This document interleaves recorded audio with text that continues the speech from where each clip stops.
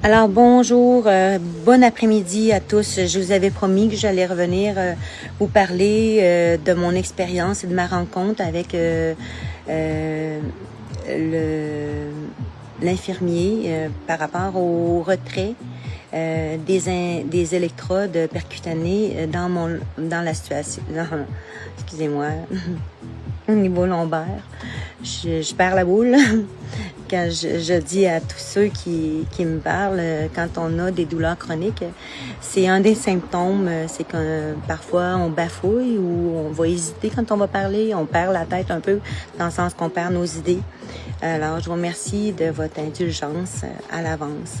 Donc, je vous avais promis cet après-midi que j'allais revenir sur la rencontre avec l'infirmier par rapport au retrait et mes questionnements et mes peurs aussi, que vous avez probablement, vous autres aussi, à ceux qui sont en attente d'un implant temporaire pour l'essai, d'un neurostimulateur médulaire.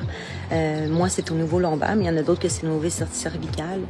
Donc, comment s'est déroulée ma rencontre ce matin à 9h30?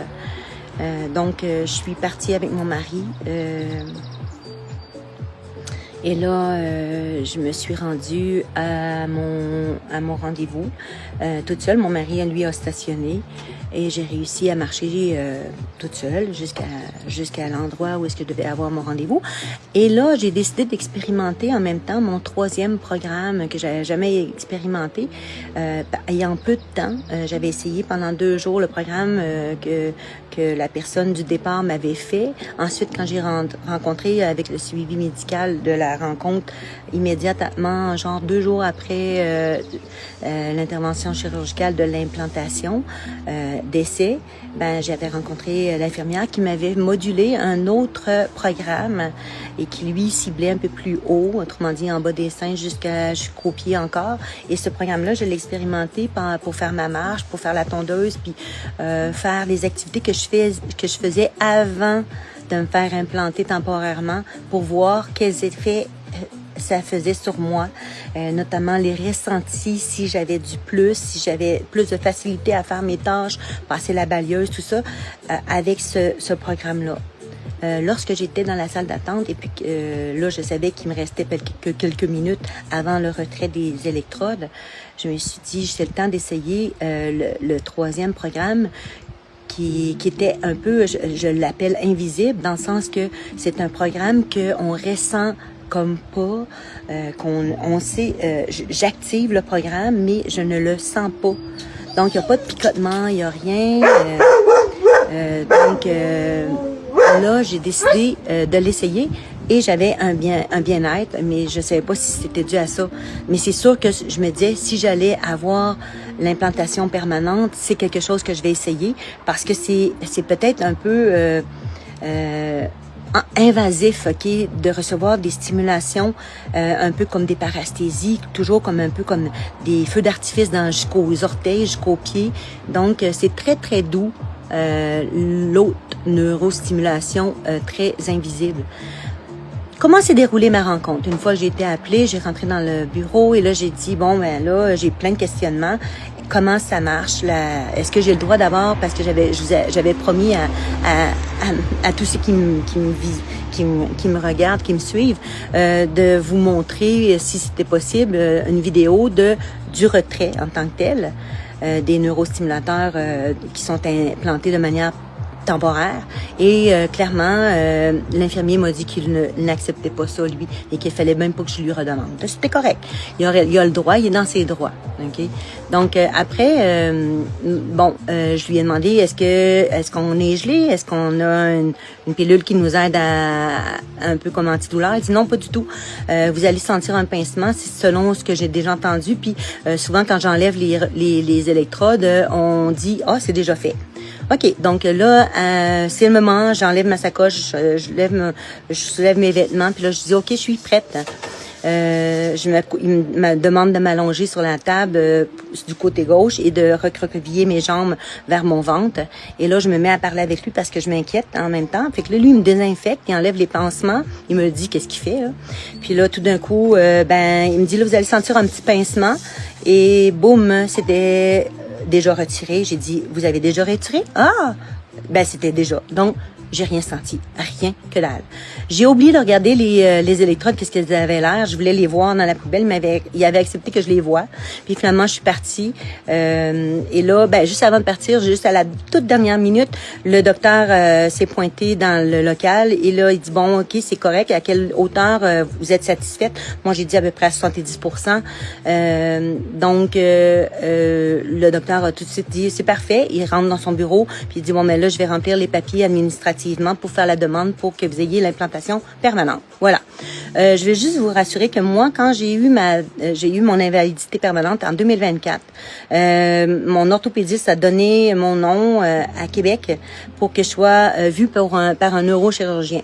Ça a été en mars, donc 6-7 mois après, j'ai rencontré le neurochirurgien Léo Quentin, neurochirurgien à Québec, qui lui m'a dit que ça prendrait peut-être 2 mois avant que je rencontre les spécialistes, parce que ça prend 3 spécialistes, la pharmacienne, la psychologue et le psychiatre, avant de savoir si on est la bonne candidate ou le bon candidat pour savoir si on peut avoir l'implantation d'un neurostimulateur médulaire permanent. Donc du coup, mais finalement ça a pris un an à peu près, parce que là j'ai eu les téléphones peut-être en janvier de tous ces spécialistes-là, et suite à ça, on m'a dit oui, vous êtes la bonne candidate, et par la suite, le 15 juin, j'ai eu un appel, donc ça faisait 1 an et demi à peu près que j'attendais tout ça, puis j'ai eu l'implantation temporaire. Et là, à partir de maintenant, bon, on me dit que je vais être sur attente d'à peu près 1 an. Ok, si ça va bien, ça va peut-être être avant, mais ils pensent pas que ça soit après. Donc, je vais vous tenir au courant de toute façon. OK.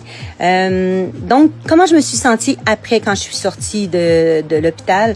Tout le long que je sortais avec mon mari, je lui disais, c'est drôle, c'est curieux, je me sens bizarre dans mes jambes. C'est comme si ça frétillait encore, comme si j'avais encore les neurostimulations dans mes jambes, mais je les avais plus. Je vous dirais, c'est un peu comme quand je sais pas s'il y en a qui ont déjà fait du tracteur ou, je sais pas moi, un train ou... des jeux dans les airs ou quelque chose qui vibre beaucoup, puis par la suite on marche sur le plancher avec plus aucune vibration, puis ça arrête. Ça fait un peu ça, cet effet-là, OK?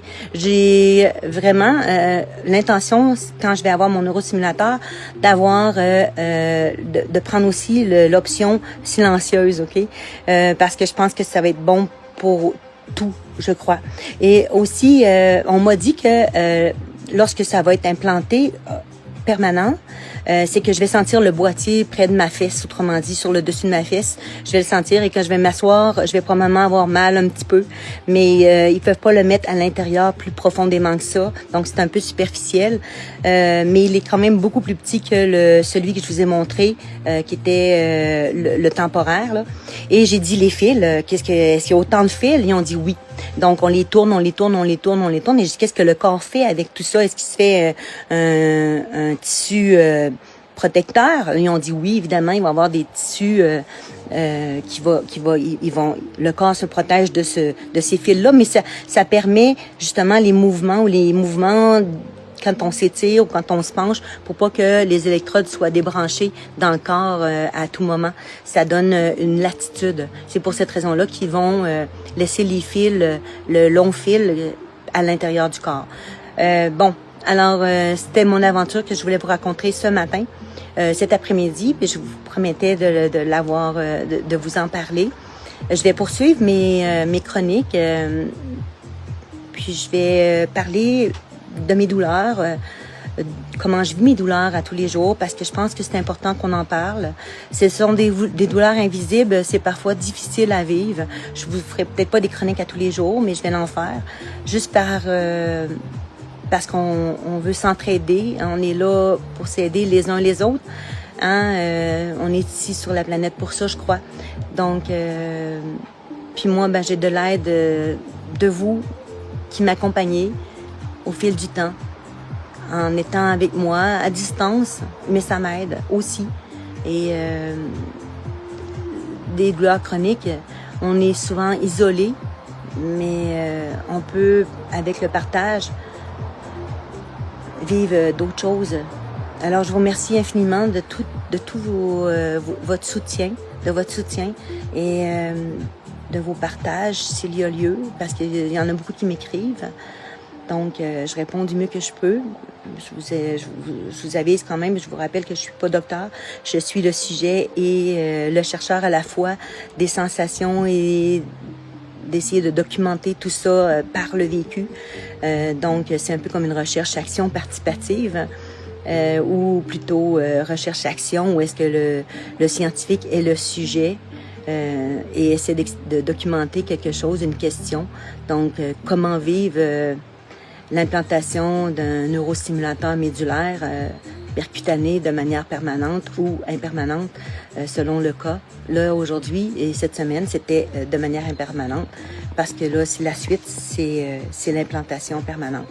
Donc, je vous souhaite une excellente journée, une excellente après-midi. Et oh oui, je voulais juste vous dire que à partir de demain, moi, je peux prendre un spa, je peux aller dans ma piscine. Et c'est des petites micro blessures, mais c'est plus l'intérieur qui a été touché, mais l'extérieur, c'est juste une petite blessure de rien du tout qui se referme facilement. Puis là, j'ai des pansements aussi. Donc, il m'a dit demain, c'est correct, on peut aller à la piscine. Donc, je vous souhaite un beau moment présent, puis à bientôt.